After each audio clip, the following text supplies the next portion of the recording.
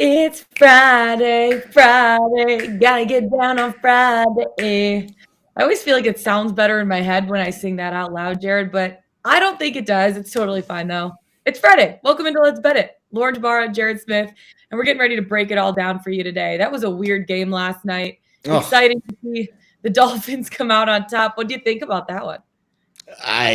No words. I will say this. Every year there's a game in Miami where you could just tell the players, the visiting players, have no business being in that climate.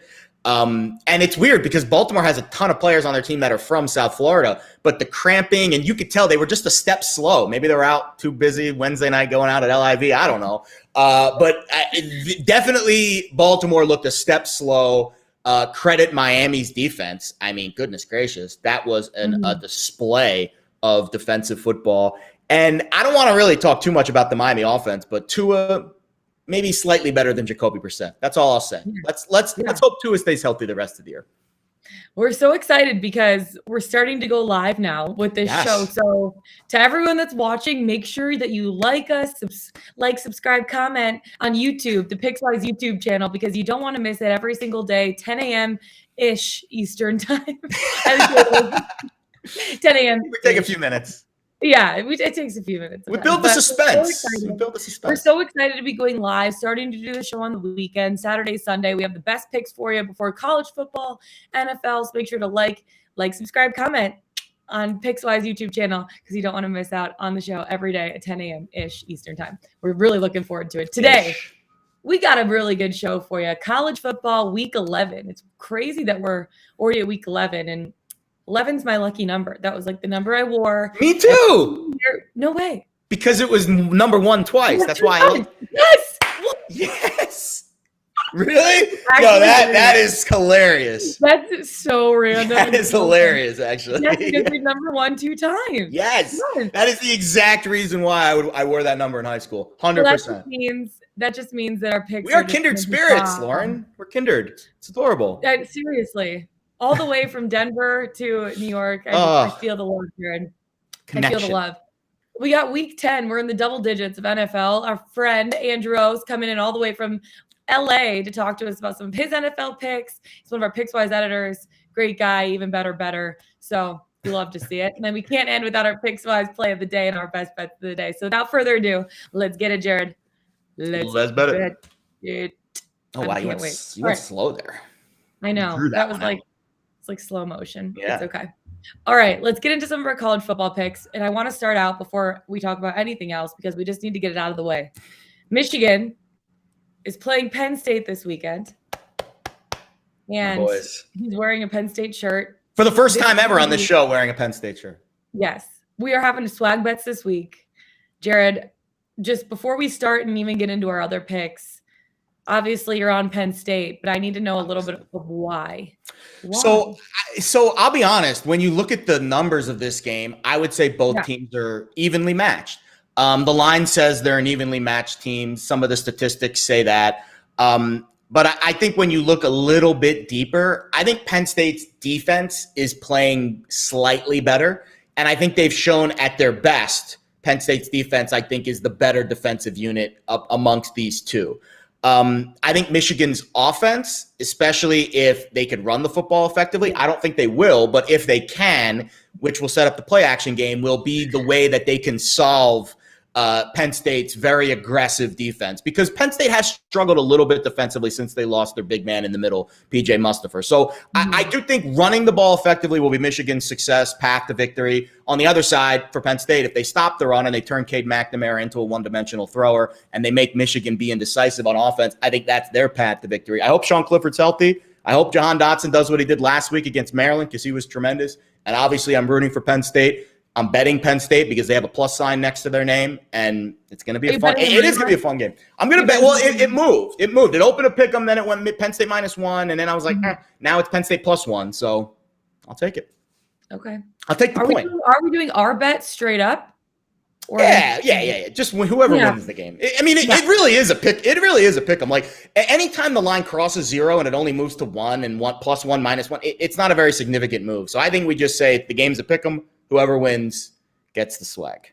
Yeah, I mean, you talked a little bit about Penn State, but I think, and it's about Michigan's run game, right? And you look at last week, there was the most notable injury was to Blake Corum. So it depends on if he plays this week. I think that gives Michigan a really, really good chance to win between him and Hassan Haskins. Michigan has the number 2 scoring offense right now in the entire FBS. So I look at what they've been able to do. Cade McNamara, I know he spent some time in the injury tent last game. He should be good to go this game. But I think that, just what Michigan has total on the offense, and that's not even saying anything about their defense, because their defense is pretty strong this season. Their defense has gotten them wins in some of the games this season. I look at what Michigan's been able to do. They're averaging 24 and a half points per game in Big Ten games, 4-2 against the spread in those games. And then in the 3 games since Penn State PJ Mustipher was knocked out for the season, they've allowed 188 rush yards per game. And I think that that's super important because Michigan uses Hassan Haskins and Blake Corum. I mean, that's basically their offense. Cade McNamara just has to be solid. Again, I've been saying it the entire season. He doesn't need to win them games. He just can't lose them games. So I look at in the 4 games against Power 5 opponents before losing Mustipher, they've allowed 135 yards per game. So that's about 50 extra yards a game since he was knocked out for the season. It's important. Yeah, and then he was a big loss for them. He was their biggest loss of the year in terms of impact players for sure. Yeah, and then against Power 5 opponents, Michigan has averaged 175 rush yards per game, and Penn State ranks 25th in pass yards per game in the country. So, you know what?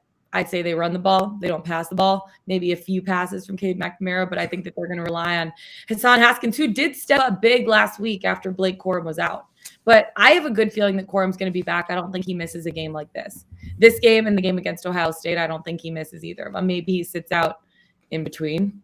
Yeah, this is it too. Because if Michigan loses this game, they will not win the Big Ten. Have a 20% chance of making the college football playoff at this point. So, and it'll go up if they win this week because they're not necessarily favored. I mean, they are favored slightly, but it's not like a lock that they're going to win this week in terms of the percentages. So if they win this week, that number definitely goes up to maybe 30 or 40. And there's a difference between being hurt and being injured. I think that these guys are going to be playing hurt. They're not going to – the only reason that they wouldn't play is if they're injured. But if you're hurt, you have 3 weeks left in the season. It's time to, step it up, lay it all out there, and then heal the body after the season's done. If you like defense, this is the game for you. The total's less than 50. I'll give you a name. No, God, no. I don't bet college football unders. That's for you and Alex Glaze only. Me and Alex, yeah. I don't mess with that. I already have issues, watching these games and getting stressed out. I don't know if I can add that to the mix. Ellis Brooks is the guy that I want to bring your attention to. He's the linebacker on Penn State. We all know just how good Micah Parsons has been. If you watch the game last night, Oa of the Ravens, those are the top 2 guys in the Rookie of the Year standings right now on the odds board. So Penn State has this funny thing of getting linebackers into the NFL. Ellis Brooks is the guy that I'll bring your attention to. He's going to be the guy that will be the captain of the defense, especially that front 7 on Saturday. If he plays well, and if the secondary plays well with Brisker and Joey Porter Jr., the Penn State defense has arguably three guys that might get drafted in the first round. They have the better players, but I do think I'm a little worried about Michigan's scheme. Because you're right, they have not stopped the run since Mustipher's gone out. So we'll see. That's going to be the chess match that will decide this game. Michigan's run game against Penn State's rush defense.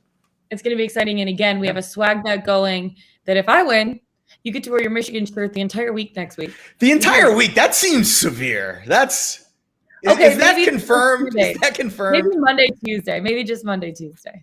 We'll get the official days from Jag. And then you want to add something to the top of this? Fear factor, adrenaline junkie, Lauren Jabbar over here? Yes, I do. I think we should. We did candy corn before. Let me think on it. I don't have anything right here off the top of my head, but think about it. But we do need to agree to it before we do it because you have a much higher threshold for adrenaline than I do. I'm a bit of a baby with this stuff. So the candy corn was actually not that bad because I'm a sweet sucker for sweets. But if you make me eat goat's brain, like anchovy or something. Anchovies. Do you like beets? Do you like beets or blue cheese? I don't like beets, olives. I like blue cheese. What about blue cheese? I like blue cheese. Yeah, I like blue cheese. So for me, I hate blue cheese. So I think that would be my thing because I have to eat some blue cheese, and you have to eat olives. Ugh. They put olives on my Greek salad last night, and I was not happy. I was not happy. I would just like get a whole salad just olives if I could. Olives and pickles, really good thing. Oh I love them. They're so good. Oh boy. Okay, back to college football. What else are you on this weekend? Yeah, Jared's college football pick.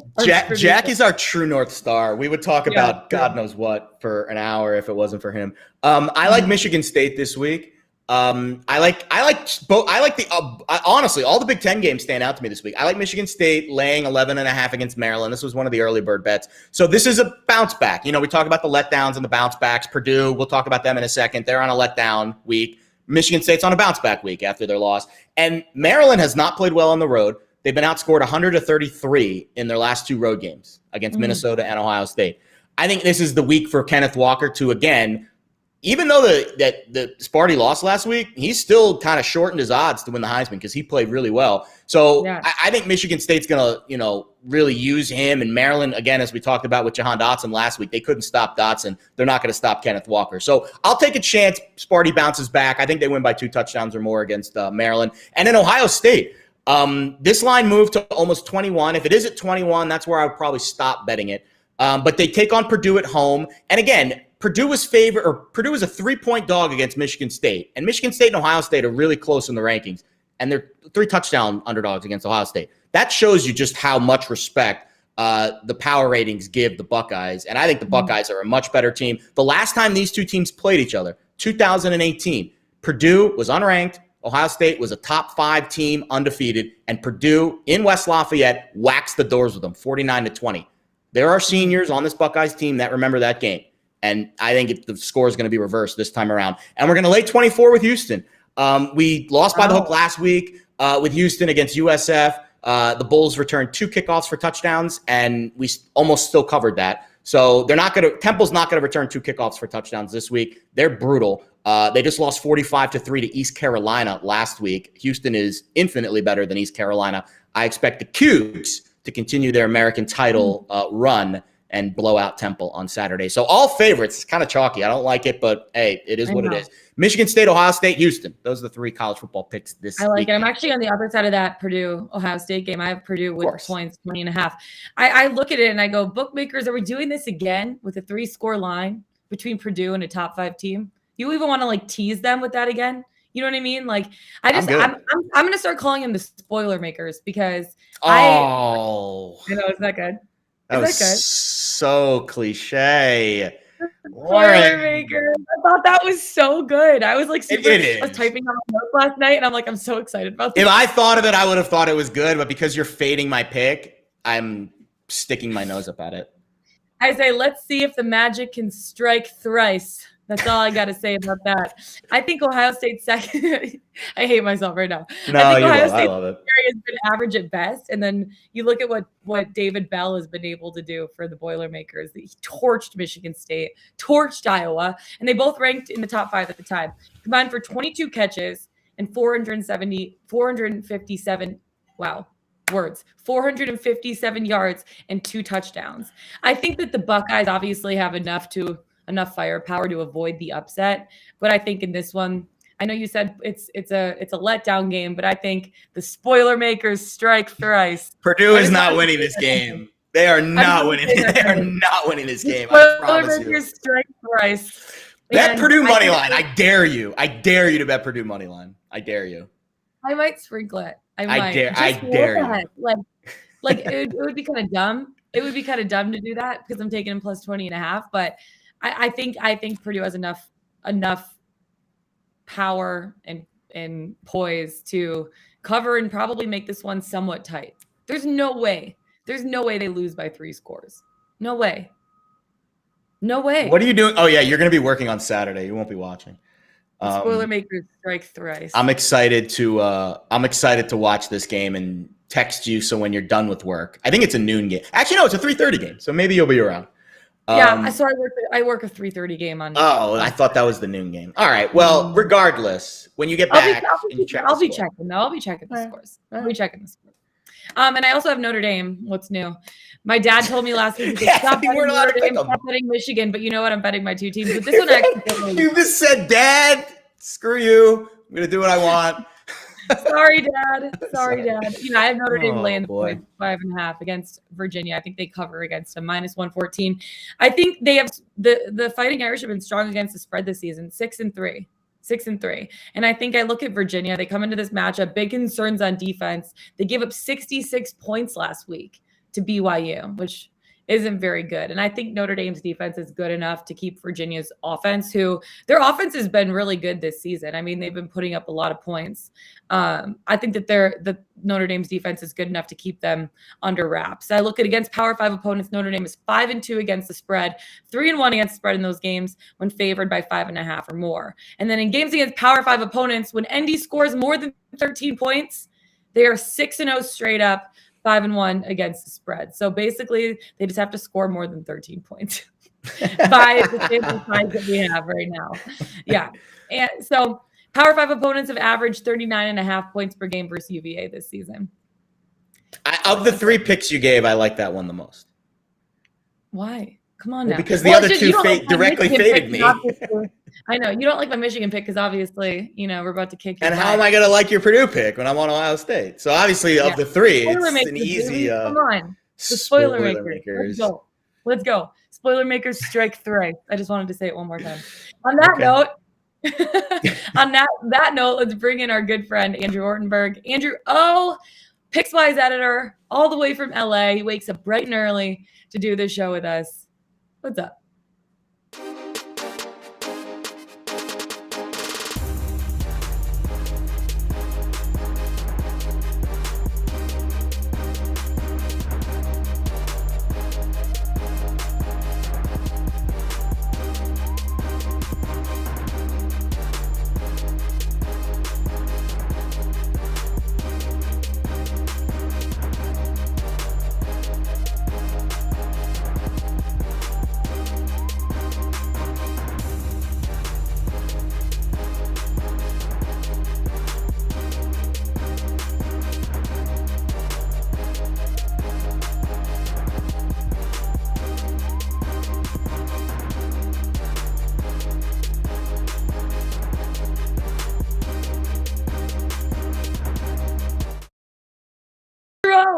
Happy Friday. How are you?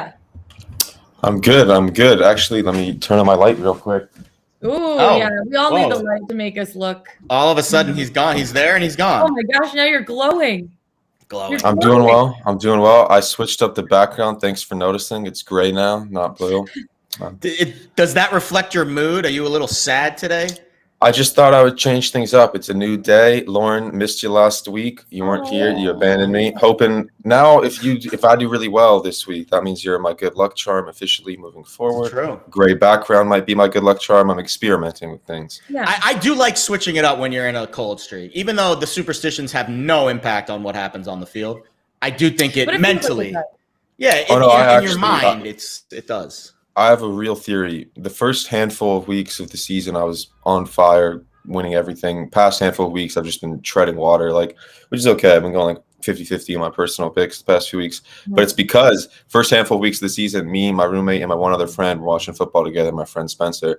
He hasn't been around recently. We've been missing each other. I've been out of town a couple of times. He's been out of town a couple of times. So I'm convinced that it's him. If he's not watching this, but if he was, I need him to come through this Sunday so we can restore this juju, get this train back on tracks. Love it. I know. Spence needs to come through. Do it for the boys, Do it for the boys, for the best. Tell me about it. Andrew, what are you on this weekend? All right, why don't we start with this stupid little spread, get this out of the way so I can get to my unders. I like the Falcons +9. I think that I'm a Falcons guy, obviously, it goes without saying. But within this spot, it's a weird number to me because the Cowboys were about a 9-point favorite, called 9.5 last week against the Broncos.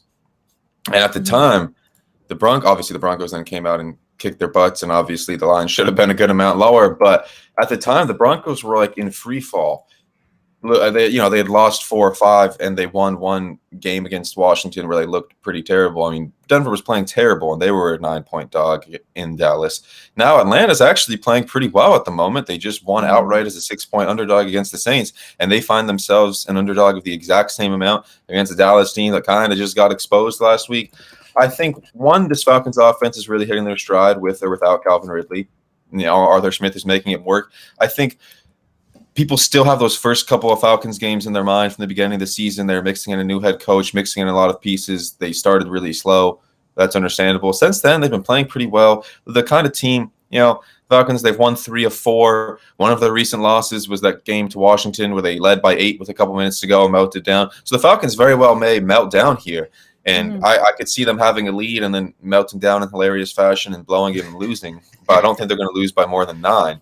I think this Cowboys defense is being really overrated because of who they played. They've looked good on a couple of occasions. They looked good against the Vikings, but I think the Vikings just were playing super conservative in that game, thinking they were going to just beat Cooper Rush very easily. Yeah. If you look at a couple of the Cowboys' other recent games, they just gave up 30 to the Broncos.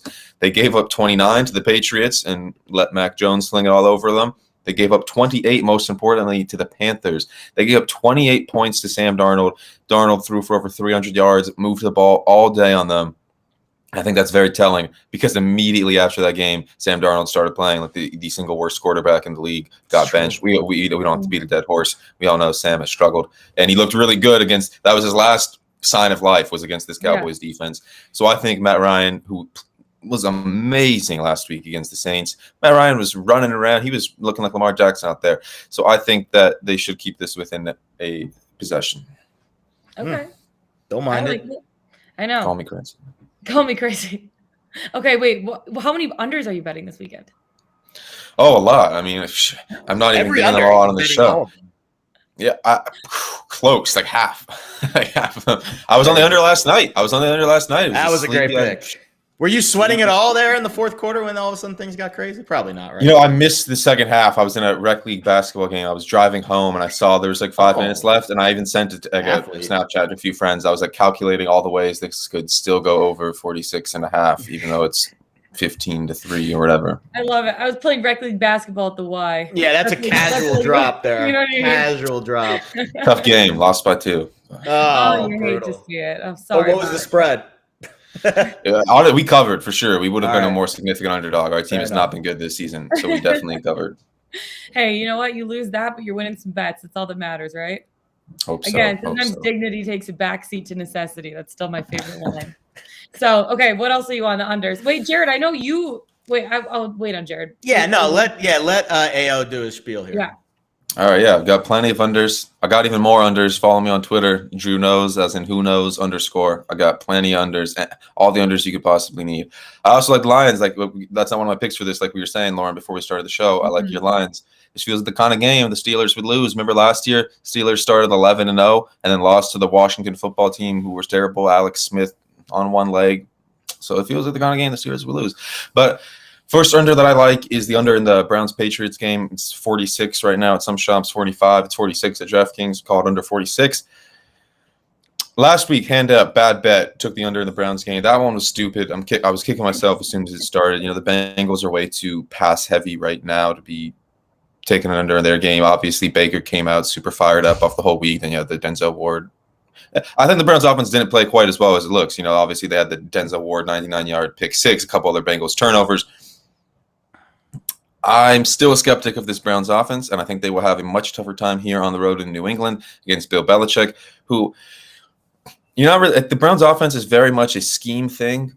They very much rely on a lot of bootlegs, a lot of play action, this, that, the other. I don't think that's going to be as successful against a defensive mastermind, whatever you want to call him, and Bill Belichick. He is great at stopping those kind of, I don't want to call them gimmick offenses, but specialty offenses. And Browns, obviously, Nick Chubb has COVID. I think in the Kevin Stefanski era, without Nick Chubb, the Browns averaged less than 19 points per game.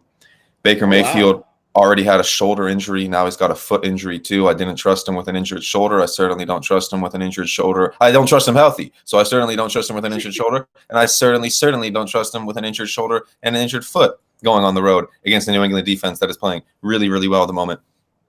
And on the flip side, Mac Jones everyone got carried away with the Mac Jones hype. Mac Jones hasn't done much against defenses with a pulse.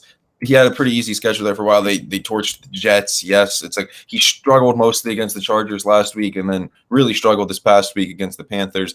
The final score in that was 24-6. But, I mean, the Patriots offense did very little the whole day. I'm high on this Browns defense. Obviously, the Browns just managed to slow down the Bengals, who had been kind of scoring 30-plus left and right on everybody. And so I think this game is going to be pretty low scoring as well. And Browns still without Jack Conklin, the right tackle as well. I don't trust Baker Mayfield healthy, so I'm not going to trust him with a shoulder and a foot. Certainly not. I wouldn't. Oh, Although I would, because I'm teasing the Browns up to 8.5. But again, those are more like these are like if you want the two textbook teaser spots of the week, Browns and Saints. Low total games through 3 and 7. I mean, that's like if you wrote the book on how to tease the NFL, games of totals 45 or lower that are from +2.5 to +1, you get it through 3 and 7. That's like teaser 101. So that obviously is a teaser this week. And the reason that I like the Saints, I'll comment on because I know you're talking about the Saints in a little bit, LJ. So I'll save my Saints statistic that I really love this week for when you do your spiel. But I'll give you a bonus teaser really quick before we get into the PODs. Lions and Falcons. Again, lower total games, relatively lower total, that are through now 2 touchdowns on the spread. I mean, that's like 30-40% of the full total of the game, 14 points. So I think those are good teaser spots this week for sure. Browns, Saints, Lions, Falcons. You can mismatch them all however you want. But I think those, if I had to rank my Mount Rushmore of Week 10 teaser legs, those would be the 4 I would give out. Okay, cool.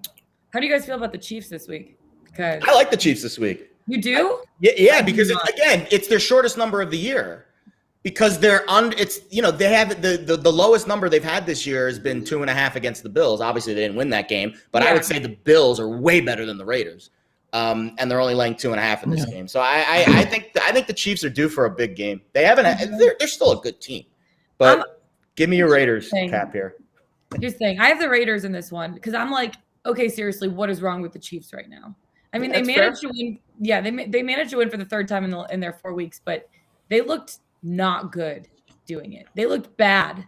They looked bad doing it. I mean, they scored 13 points against the Packers, despite the fact that Green Bay was without its best 2 cornerbacks. The team racked up 237 yards, averaged 3.8 yards per play, and saw Patrick Mahomes average a minuscule, I think it was under 5 yards per passing attempt.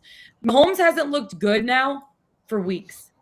I don't know. He just doesn't, to me, he doesn't look confident throwing the ball. He hasn't been able to make that big splash, like the splash plays that you're used to seeing for the Kansas City Chiefs. I feel like that's like what people kind of came to know and love about him, right?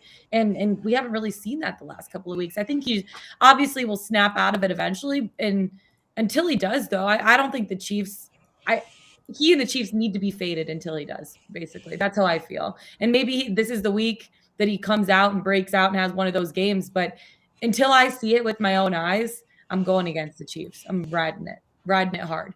I was looking this up. You may not believe this, but actually fading the Chiefs has been one of the best ways to win easy money in the last 2 seasons. They have a total against the spread record of 10-18, a 35% cover percentage, and 2-7 record in 2021. I mean, that's just terrible. That's horrible. So I think it's one thing to trust the Chiefs when, their defense was playing poorly and offense was succeeding, but trusting them when each unit has its own share of its problems, no, that's not for me. And then that said, you look at the quarterbacks they've played, they make you change your mind about the Chiefs defense. Derek Carr is better than the 3 quarterbacks on the list that the Chiefs beat. So he and the Raiders, I think, should have a good chance to produce in this game. And I think getting them is getting the Raiders. I don't know. I have a good feeling about it. The Chiefs to me just haven't been the Chiefs that we know and love. And Patrick Mahomes hasn't been the Patrick Mahomes that we know and love. And until I see that from him, I'm going against the Chiefs. That's fair. I can't argue with it, but I will say that the number's the lowest it's been all year. So that's all. Yeah. The market is finally, regressing on Kansas City. So that's when you have to buy, as crazy as it sounds. But again, I don't blame you because your handicap's not wrong for sure. But I will say I am betting a player prop on Tyreek Hill. So I feel like they always do this. You do all the time. I know. Tyreek Hill over 6.5 receptions. And I think hitting the over on a reception total of 6.5 is not really for the faint-hearted, to be honest with you. It's pretty high. But only 12 players recorded 7. Yeah, only 12 players recorded 7 or more receptions last week and 17 the week before. Here enters Tyreek Hill. That's all I got to say. The offense has struggled to get any consistency, but for me, Tyreek has been I'm talking a first name basis, like we're besties. Tyreek, boy, TH. Hill has been peppered with targets, averages 11.2 targets per game. That's second in the NFL, and 12 targets per game over the last 4 weeks. That's first in the NFL. He has at least 7 catches in 4 of his last 6 games. And if Patrick Mahomes can calibrate his aim when Hill's getting those double-digit targets, the road to 7 could be a little less sweaty, basically, in my opinion. Vegas keeps the ball in front of it on defense. Has allowed just 20 explosive plays this entire year through the last 10 weeks. Or 9 weeks, I guess, because we're in week 10 right now. And that's fine. I think Hill's been supplementing the Chiefs' run game by getting a lot of targets near the line of scrimmage.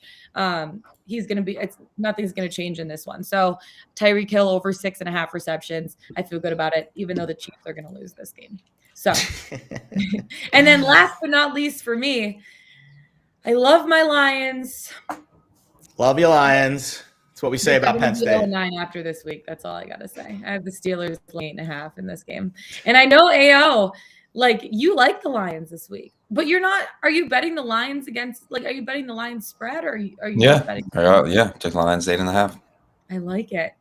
Well, I don't. No, you don't. I know I like it, but I don't. They're going to win this week because you faded them. That's what happened. I know. I thought you'd be happy that I faded the Jets a couple weeks ago against the Bengals, and they shoved it in my face, and they won. You don't fade. It's tough to fade your good team. You messed up, Lauren, because this is the 1 week of the season I'm not going to talk shit about the Lions, and then you're on. But I am. Someone has to run every show. Yeah, exactly. It's true. We're contractually obligated every show at some point. Come on now. So I know I'm probably going to be kicking myself after this one, but you might. Betting the Steelers more than a touchdown also seems risky. I feel like I don't know. I'm setting myself up for a really stressful Sunday this weekend. That's all I have to say between all of my bets. I saw a stat that the Steelers are 0-4 as a favorite of more than 6 points this year. 0-4 again. No, sorry. They're 0-4 ATS as favorites, period, this year with 2 outright losses. Okay. Well, you know what? Numbers are just numbers, Jared. Numbers are just numbers. Numbers are for losers, right? That's what Slop says. Losers. Numbers are not proven anything. It's Slop's birthday today. Shout out John. It's true. It is Slop's birthday today. Happy birthday, it Slop. is. We love you, Sloppy John. I gave him a shout out this morning. I said he could be 100 years old, but he doesn't look a day over 35 because it's proven scientific fact that gambling reduces the effects of aging. With a joking, laughing emoji. I was going to say he doesn't look a day older than 21. Congrats. Enjoy your first beer, Slop. Enjoy your first beer. I just look at the Lions. I mean, they're the weakest competition that the Steelers have faced, right? Pittsburgh matches up well against Detroit's weaknesses, basically. The Lions have one of the worst run defenses in the NFL. They're allowing an average of 135-ish yards per game, which is good for 4th most in the NFL. They're also one of the 2 teams that has allowed 16 touchdowns to running backs this season. Do you want to name the other one? Wait, repeat that stat. They're one of the 2 teams in the NFL that have allowed 16 touchdowns to running backs this season. The Lions. Yeah, who's the other? Jets? Texans? Yeah, look at you, AO. It's the Jets. You just wanted to get that note in there to dig my Jets. Yeah. Well, also I'm going up against my Lions. But the Steelers they both suck. I know. Najee Harris is the Steelers' saving grace, basically. He's averaging 23.8 touches, 103 scrimmage yards per game. And that's just him. So I look at what he's going to be able to do. He should be able to find the end zone against this defense. And I think that gives Pittsburgh really good scoring potential, right? I think he'll also see some play action throws. So that's an advantage to the Steelers offense as well. Defensively, Steelers have the advantage as well. The Lions struggled against strong pass rush and have allowed Jared Goff to be sacked 23 times in 8 games. That's a lot. I mean, that dude's eating grass. A little bit different than when he was in California. That was a lie. I love that line. You dropped that in there. Have you used that before? That dude is eating grass on the spot. Thank you. I love it. That was genius.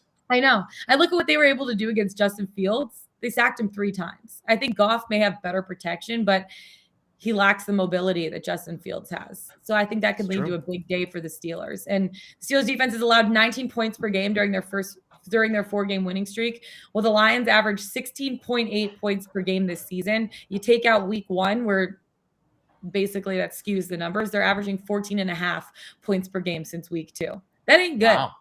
That ain't good, guys.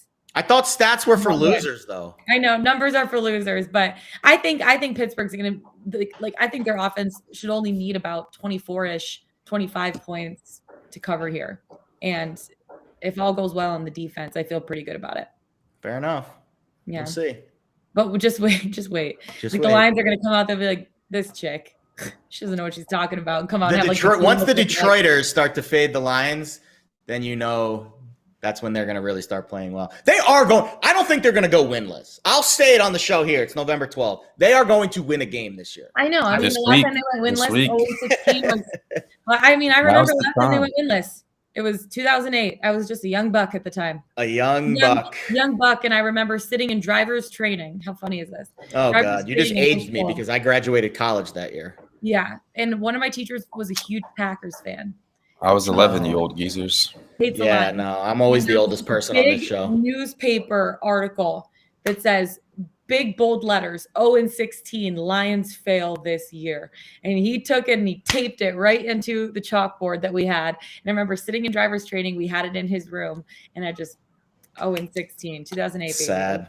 This year, I feel like that implies that they don't fail other years.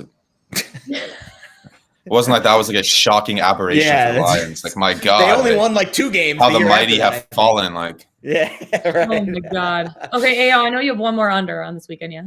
I do, yes, before we get to the play of the day. I like the under in Bills-Jets. 48. It was 48 last night. It looks like it's gone down to 47.5. It's like a 48.5 if you follow me on Twitter. Again, I think, I mean, it's a little dangerous right now taking an under in a Jets game given how bad their defense has been. But I just think that it's too high considering, 1, how elite the Bills defense looks like it is again, and 2, how much their offense has been struggling. I mean, the Jets defense has not been good at all this season, but neither has the Jaguars defense, and the Bills just made them look like the 85 Bears last week. It was pretty insane. Josh Allen's offensive line is banged up and they're ineffective again. I mean, the Jags just got torched by Geno Smith like the week before, and then they just completely stifled Josh Allen. And the thing is, I'm not one to overreact to one game. If the Bills had been cruising on offense and they have that, whatever, you can throw it out. But that was just, there have been issues simmering there for a while that I think finally just got exposed in that Jacksonville game. Just the week before against the Dolphins, the Bills, they got the win, but their offense looked pretty bad again. Mm-hmm. It says they scored 26 points. That's because they scored with 10 seconds left off a 10-yard touchdown drive off the Dolphins. Yeah. They pretty much scored 19. And Josh Allen really struggled in that game. He really struggled in the first Dolphins game. And that was concerning considering Josh Allen has torched the Dolphins the past few years. He struggled both times against them. The offense struggled a ton against the Steelers back in week 1. So, I mean, that's already 4 of 8 of their games where the offense has really, really struggled in both Miami games, against Pittsburgh, against Jacksonville this past week, where the couple of games where Buffalo's offense has looked kind of like it did last year was against a Washington defense that was really struggling at the time. And they had one more. It was against the Texans. Then but that's the Texans. They dropped 40. Other than that, the offense has looked pretty mediocre. Now going on the road, and specifically what seems to be the case is that opponents who have a lot of familiarity with this Bills team are doing well against them. Division opponents, the Dolphins have done well against them both times. Even in that Chiefs game, where the Bills won, they had a few chunk plays. I don't think they looked like, and that was against the Chiefs defense that was looking like the worst unit in the league at the time. So all that being said, I'm not expecting a huge day from the Bills. They're really struggling. They're bottoming out. I think there's still going to be some struggles moving forward.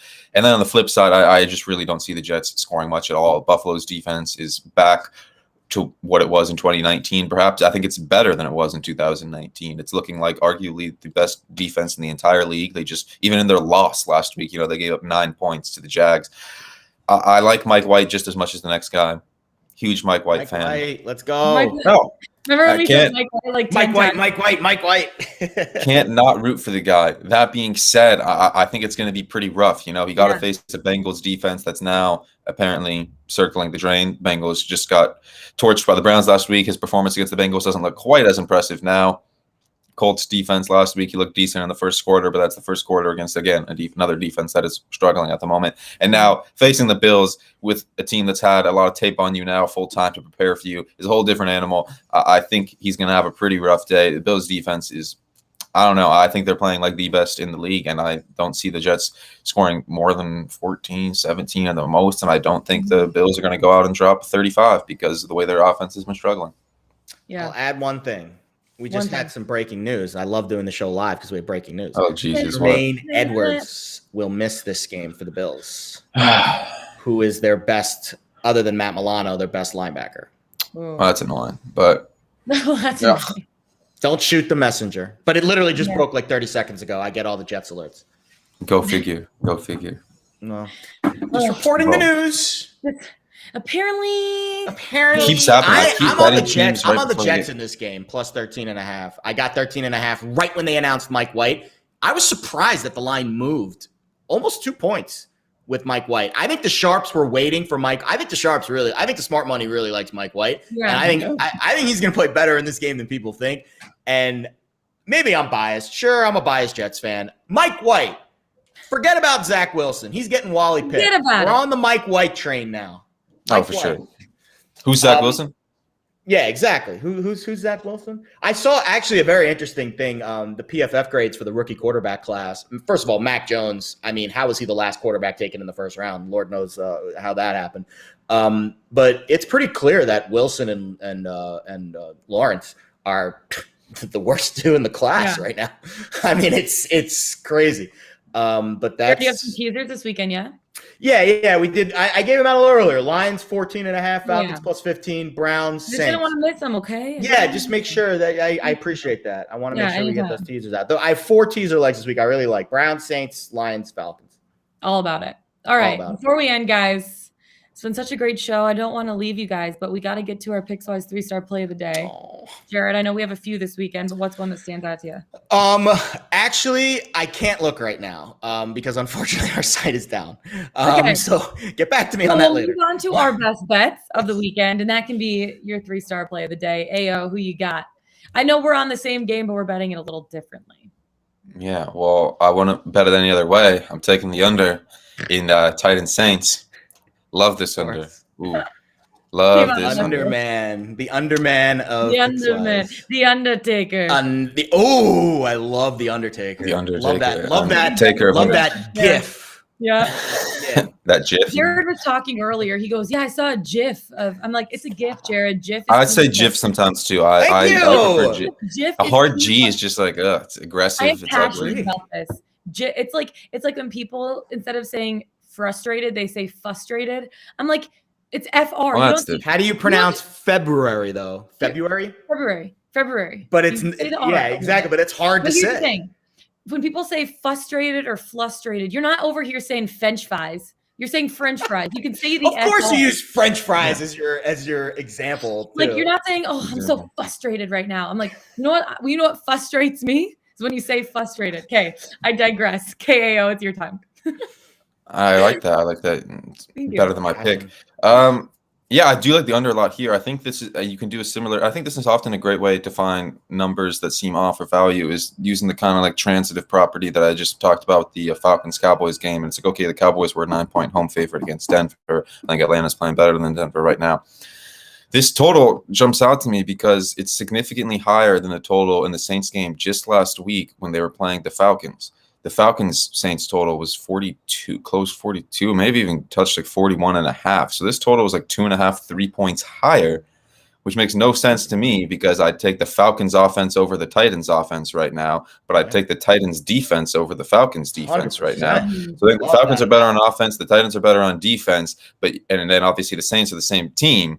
But yet the totals, and that game was in a dome last week in New Orleans in the Superdome, and this game is outdoors, and yet this total is 2.5, 3 points higher. That doesn't make much sense to me.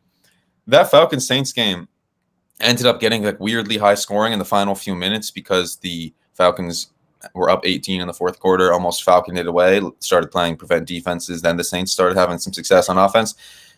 The Saints did very little on offense in the first half. The Falcons did very little on offense in the first half. That's why I like the first half under in this game as well, and maybe split it half and half, maybe put half on the under 22 in the first half, half on the under 44.5 full game. But the Saints offense, I was not impressed with. Their pass catchers are horrendous. I think they claim close to setting a record for dropped passes. Yeah, they were bad.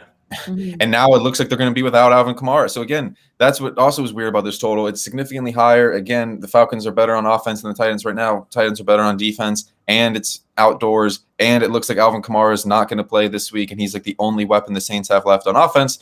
Which, Trevor Siemian looked okay starting at home in his first start with the Saints against a pretty bad Falcons defense. Now he's going on the road for a team that has now just gotten to watch a full Trevor Siemian start. They know what Sean Payton's going to do with him on the road against the Titans defense that's playing very well. The Titans just completely dominated the Rams on Sunday Night Football. I was on the under in that game as well. And the Titans offense, I think, is also pretty bad right now without Derrick Henry. They scored 28 against the Rams, but they really only scored 14. They got gifted 14 points off those back-to-back Matt Stafford interceptions. One of them was a pick six. One of them set them up at the 1 yard line. I think the Titans had less than 200 yards of total offense in that game. Mm-hmm. You can't run the ball on the Saints. I just don't see either team having much success on offense here, and I think that this number stinks. So I'm going under. It's a key total, too. 44 is the second or third most landed on total in the NFL in the last 5 years. So 44.5. It's like getting 3 in the hook. Yeah. Very important. So I like it. I like it, man. I'm also betting that game, but I'm doing it a little bit differently. I have the Saints plus 2.5. So I'm betting the spread. But I look at this one. I know betting the Titans hasn't been necessarily a winning strategy this year. They have a 7-2 record against the spread and have pulled off upset wins over the Bills, the Chiefs, the Colts, the Rams. So it's like, why are you fading him? Well, it's the right move in week 10. Let me tell you why. I'm like on one today, by the way. You are. Too much coffee.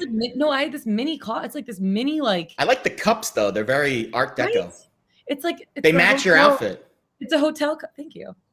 It's a very fall thing, but it was one of those Nespressos that's little, and you're like, oh, this isn't that much coffee, not that much caffeine. I've had it doesn't take much caffeine for you to get energetic. I've had turn it on real quick. It's baby bunny rabbit. I can feel it beating out of my chest. Anyways, okay. First of all, this figures to be a tough matchup for the Titans offense. The Saints have the number 1 run defense, are allowing 73.8 rushing yards per game.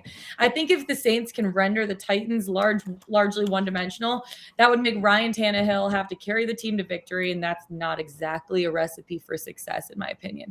Second, most importantly, the Titans' big win over the Rams was a bit of a mirage. I can already hear Titans fans getting mad, so let me clarify what I mean by that. It wasn't a total fluke. The defense played extremely well, did a really good job pressuring Matt Stafford. They sacked him 5 times, I think, or was it 6 times? And he's just been sacked 8 times all season long entering that game. Enter my other comment. He ate grass last game. He also forced a couple of key turnovers, made Sean McVay's team or game plan look a little bit foolish, in my opinion. However, it's worth noting that the Titans offense didn't do much at all against the Rams. They generated 194 or 5 yards, total yards, 3.5 yards per play. Comparatively, the Rams had 347 yards, average about 5 yards per play. So how did the Titans win? They got 14 points off of turnovers in that game, right? Stafford gifted them the ball. Here you go. Take this and run it into our end zone, please. Thank you very much. All right. And following that, he tossed an interception. Stafford gave them that game. Do you not agree with me? I agree. I agree wholeheartedly. I think without those lucky turnovers, the game is way closer. The Titans probably, I think the Titans probably still win in this one. I think this is going to be a back and forth game, but I definitely don't sleep on the Saints. They might not win. Ready for some numbers? Do you want the numbers that favor your case? Because I know when they don't favor your case, they're for losers, but when they do, I want them favoring my case. All right. Mike Vrabel. He has been the Titans head coach since 2018. When they are underdogs in those situations, he is 17-9 against the spread. When the Titans are favored, 14-17 against the spread. Translation, when they're the chip on their shoulder, everyone count us out, we're going to lose, that's when the Titans elevate. When they're supposed to win, that's when, they play up and down to their competition. Yeah. On the other side, the Saints have lost 2 games this year. They've bounced back from losses, prior, 2 games prior to last week's loss. They haven't played a game after this week yet. So their prior 2 losses before last week, in the next game, they've covered both times. Since 2015, they are 22-10 against the spread after a loss. And that's all under Sean Payton. So this is the perfect, dichotomy where the Titans are the favorite. They don't play well in that role. The Saints, underdogs, bounce back. They play well in that role. I like to say I'm shocked you didn't play the money line here. Ooh, I like it. What happened? Did we get it to Jabbarley? What's happening with that? No, Yeah, we don't have a this Jabbarley. week. No Jabbarley this week. No. You guys, I have to feel the Jabbarley, and I just wasn't feeling it this week. Fair enough. Here's what I know you're feeling. You're feeling puck picks. I know you're feeling puck picks. I love it. I am betting. This is play of the day. I am betting, and you guys give out picks for Sunday. We gave out a lot of college football picks. We didn't give out any picks for tonight, which I want to make sure that our gambling they get the audience people what they want. Exactly. Yeah. And I've got a doozy for you tonight. The Blackhawks are at home. They are facing the Coyotes. I know the Blackhawks have been brutal this year. They certainly have. But the Coyotes are worse. I texted my hockey guru today, and I said, I'm about to pick against the Coyotes. Is it fair to say that they are the worst team of this millennium? And he said yes. So that's, again, not my words. That's my guy that he's played hockey his whole life. He's been an avid hockey fan, covers hockey as well for the Islanders out for News 12. So he knows hockey. And he said, yes, the Coyotes are the worst team. Granted, this millennium's only been 20 years, but still the worst team of this millennium. So that's it. Blackhawks on the 3-way money line, meaning they have to win in regulation. You're laying 15 cents. I saw this line move up to 30 cents, 35 cents. I would play it up to like minus 150 or so because I think the Blackhawks are winning this game in regulation tonight at home against the Yotes. Friday night puck. I'm all about it. Friday night puck talk. Okay, before we end, quick comment in the chat. Alex L wants to know if you like the over on Mac Jones completions. The line isn't out yet, but Alex L already thinking about it. Very proactive. What do you think, AO? I mean, I'm on the under in the Browns-Pats game, so I would be reluctant to say take the over on Mac Jones. Completions, I think that New England's going to try and keep the ball on the ground here. Cleveland's run defense has been pretty good, so I think maybe if you're thinking, okay, that the Browns are going to shut out the Patriots' run game, then Mac will have to throw it a bit more, and his completions will go over. I could see a path to that, but I think the Patriots might have a little more success running the ball on the Browns than some other teams. So I wouldn't personally be looking to go over on Mac Jones's completions, but I'm biased. I'm on the under in the game. Myles Garrett's also coming down on Mac Jones this week. That scares me. I'll say 2 things. First of all, thank you to everyone who is commenting in the chat. Please continue to do that now that we're live. That's awesome. I love the instant feedback. I love the back and forth. And I think we're at our best when we're, talking things out and it's not scheduled and scripted and all that fun stuff. 2, I told you the PFF rankings on Mac Jones are insane, how good he's been this year. So I'm not doubting Mac Jones. I think the Patriots are a really good team, and they're betting better every week. But without a number, it's really hard to say. I wouldn't think about props until I see numbers and I see where the markets are.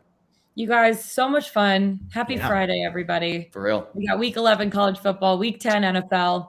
Can't even wait. That's it for us today. I have a really good feeling about your picks this week. Sometimes the cold streak has to end. It has to end. So this is the week that it's going to end. Okay.